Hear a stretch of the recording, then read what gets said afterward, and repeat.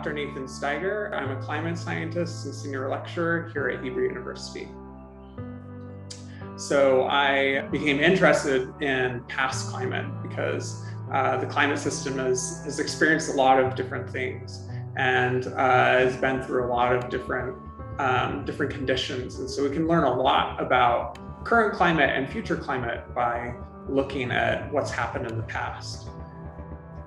So the major focus of my recent work has been what causes megadroughts. So these are droughts that last longer than a decade. And some of them in certain areas of the world can last something like 5 decades. My recent work is trying to develop a comprehensive theory for what causes these severe droughts. And so what we found was that they're primarily caused by the El Nino La Nina phenomena. So if you're familiar with La Nina, in particular for the American Southwest, that's a period when there are, on average, fewer storms. Because what happens is that in the Central Pacific, this climate phenomena, causes storms to go in a different location. And so when it's a La Nina, it pushes the storms northward, so into like the state of Washington or British Columbia in Canada. And so they don't come to the American Southwest. And so what we found is that it's primarily caused by very severe La Nina conditions, and a lot of them in the past. It's also caused by changes in the Atlantic Ocean. So Atlantic Ocean circulation can change where storms go.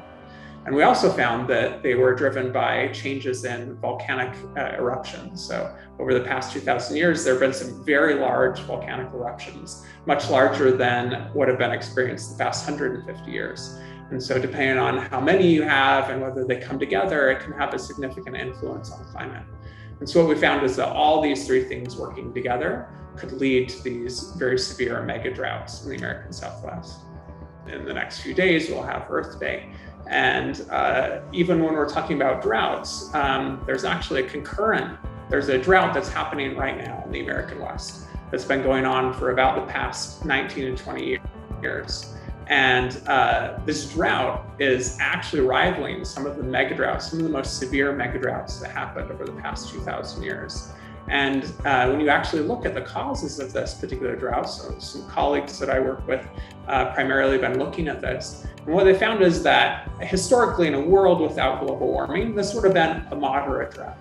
But what happens is that with global warming, you raise the average temperature, and in particular, you change the water budget, you change how much evaporation there is. So not only precipitation, but you can change evaporation. And it's in particular evaporation that has made this drought that normally would have been a moderate drought. So in a world without global warming, it would have been just a moderate drought, but now it's actually a severe mega drought. And so that goes back to even our impact and what we can do, both as individuals, as communities, as nations working together. What can we do about climate change? So there are a number of things that we can do.